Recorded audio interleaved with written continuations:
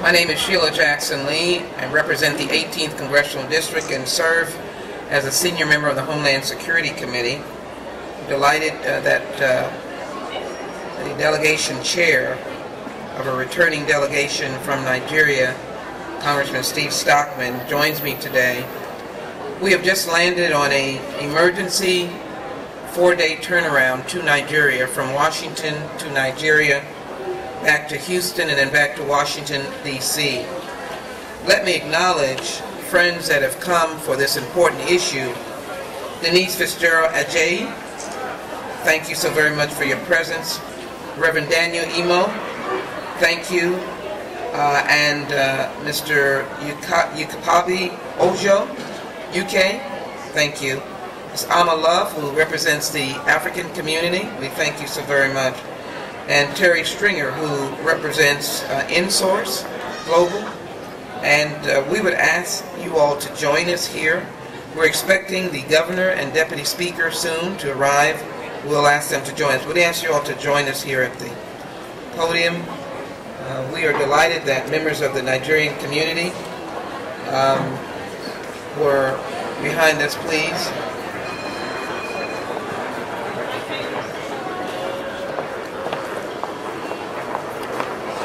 I will open with a few remarks. I will yield to my colleague. Let me explain that this is a congressional delegation, an official delegation, led by Congressman Steve Stockman of the Clear Lake area. He is the chair, and I am the co-chair of the delegation. Its purpose was to focus in on the plight and the crisis of the kidnapped girls and the horror of Boko Haram. I think it is important whenever we speak at home to relate our experiences and representation to our constituencies. And so let me say two things. Both Congressman Stockman and our delegation are not unmindful, as we watched while we were in Nigeria, of the continuing crisis in Iraq. We will probably be briefed again when we go back to the United States Congress on that crisis. And certainly Houston was connected to Iraq for its energy resources over the years. Likewise, as a senior member of the Homeland Security Committee, before I left Washington, we were engaging in legislation and relief for the crisis on the southern border regarding the unaccompanied children. I say that to say because we are mindful of all of the issues that are impacting this state, this city, and this nation. Unaccompanied children coming into the United States from the border is a border crisis, and it is one that we are addressing. One, in terms of dealing with the children and where they will go, but also the crisis in Central America. Boko Haram is no less a crisis for the city of Houston, and the reason is because we have the largest population of Nigerian Americans here in the city of Houston. Houston has had a long connection to doing business in Nigeria with our energy industry. Both Congressman Stockman and myself represent parts of the energy industry. I in downtown Houston with the corporate headquarters, the Stockman and the number of refineries.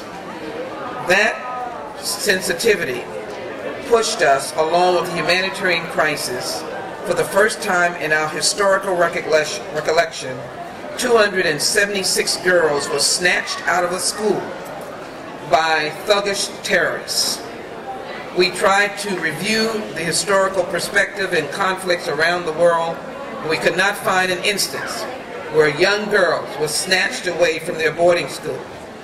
And so our reason for being there is the connection between the people who work in Nigeria, who are U.S. citizens, and the potential of the terrorist activities penetrating and impacting the businesses that are in Nigeria, that are U.S. businesses here in Houston, and the many, many, many citizens that leave here to go and work in Nigeria.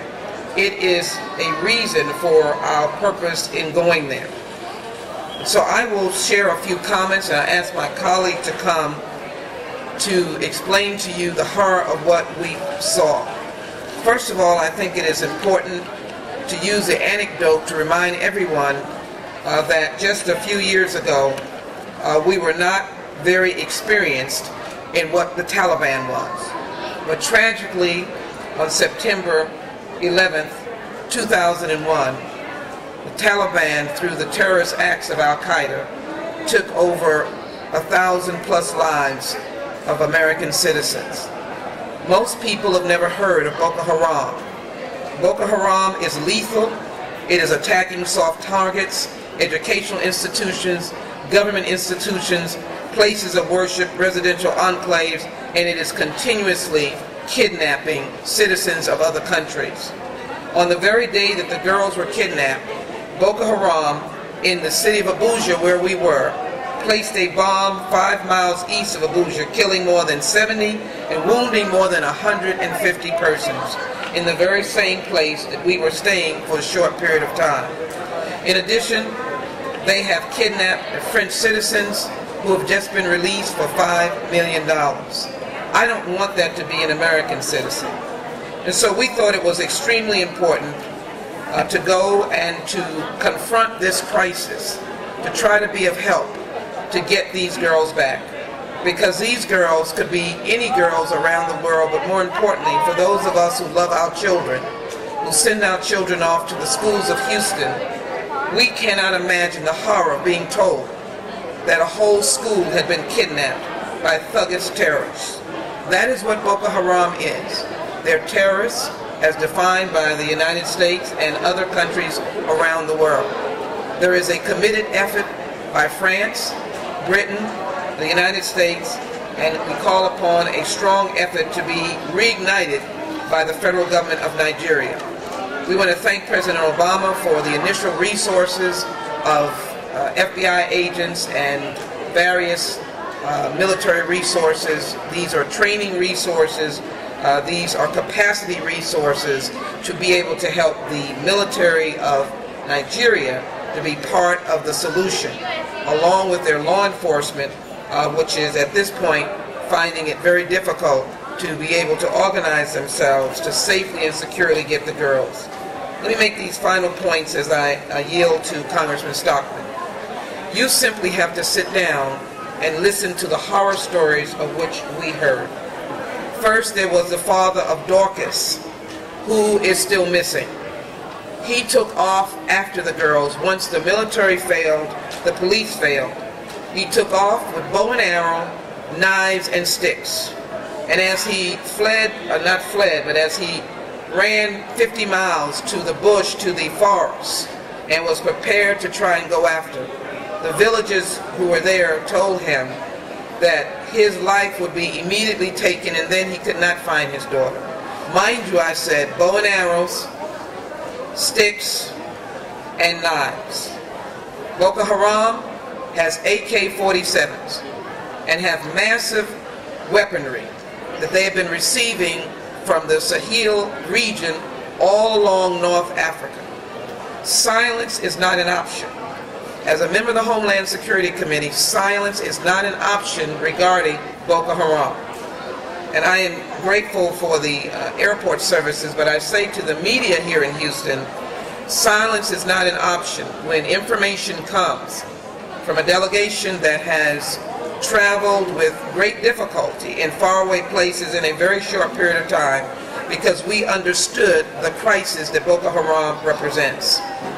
2 stories of girls that we met and sat down with the victims. These girls had escaped. They had been taken, and so it's probably difficult to give this story, but I will do so as quickly as I can. It was dark at night, and the Boko Haram represented themselves to be military and police. They banged on the door and told the girls, don't worry, come out. We are for you. We are safety. We are your security. Some girls escaped by jumping out windows along with the administrators, unfortunately. But other girls stopped to get their things and listened to these terrorists who were dressed in uniforms who said, we are here to protect you.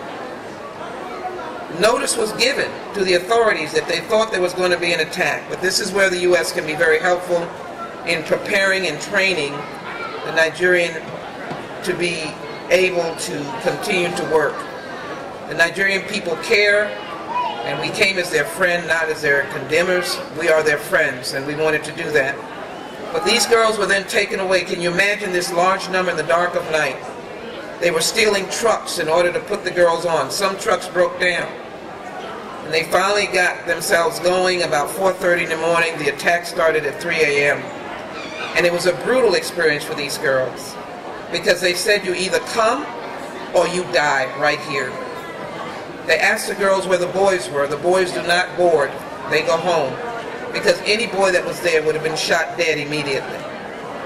And so they took these girls, and by the grace of God, I might say, as they got up into this is massive forest, very hard to extract yourself from. These girls use their judgment. They're 17 and 18. They're teenagers. And Boko Haram would take them as wives, or to train, or to make them what they are not. And so these girls that we were able, these victims who drove 2 days to see us, 2 days it took them. They left on Thursday to get to us on Saturday. 2 days, because they wanted someone to hear of the violence that they had experienced. These girls managed to escape by changing their clothes. And they had to go back through, I call it the bush, the forest, by themselves, running in panic with nothing. And this is an area full of villages. And so they would go from one village or one house, and the good people there, scared themselves, would give them food or give them some guidance, come out their house and say, go this way. Till finally they got to a man that was on one motorbike, and that man put himself and 3 girls and took them to freedom. Today, there are now almost 190 girls still in captivity with a terrible future. And that is why our delegation thought it was imperative that we, along with other delegations that have gone, ask America and the nation of Nigeria and the world to wake up. Boko Haram is nothing to take lightly. Remember the Taliban. No one knew the Taliban more than 12, 13 years ago. With our delegation,